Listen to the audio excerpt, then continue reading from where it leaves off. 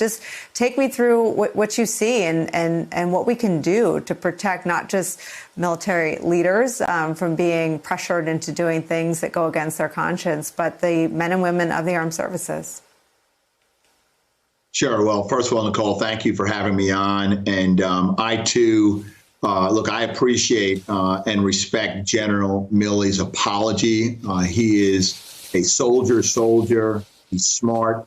And he's very concerned about the well-being of the men and women who serve in the armed forces. He understands that by being in a position that he was in, it jeopardized that important relationship between the military and civil society. He also recognizes the demoralizing impact it has on soldiers, sailors, airmen, Marines, active duty, and the Guard. We signed up, at least when I did 30 years ago, and I know it's true today, to be of good service to our nation, and particularly for the National Guard, to be protectors in the community, to come to the relief and aid of communities and citizens and neighbors in need of help, not to be used to quash peaceful protests. So the president has really abused and misused the military.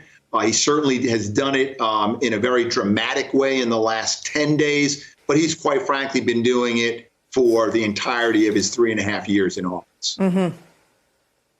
Yeah, I mean, to that point, Congressman, a former national security official cautioned me not to lump the impact or what it represents for 3 former chairmen of the Joint Chiefs and now the current one to come out and express grave discomfort and grave concerns about the president, along with former officials from other national security agencies. They said the pressure is so hard to stay in line and to sort of honor that chain of command with the commander-in-chief at the top, that it takes so much more for military leaders, past and especially current, to speak out. What do you think it is inside the military and inside the Pentagon that we don't see from outside?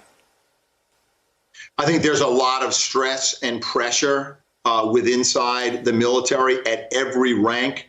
You know, at your lowest ranks, you've got men and women who show up every day at installations, both home and abroad. They focus on their job, their mission, readiness, being prepared to do that job that they're trained to do if this nation calls them to do that. But even they, and today, very smart and informed service members, they know what's going on in Washington, D.C., and it's demoralizing. There's a lot of pressure. And at your highest levels, yes, you have someone like General Milley who, you know, look, I don't know if this is what he really thinks, but if he's like most people, he's probably thinking every so often, I'd like to get out of this job. But he knows that he can't because he's a soldier and he has a responsibility not only to give the president his best sound advice, but to protect the force, because this president has demonstrated a willingness to trample on our force, to put them in harm's way when we shouldn't, to send them on meaningless missions when it makes no sense to anyone who's observing. So General Milley is under tremendous pressure. I think he's doing a good job at balancing all of the competing interests.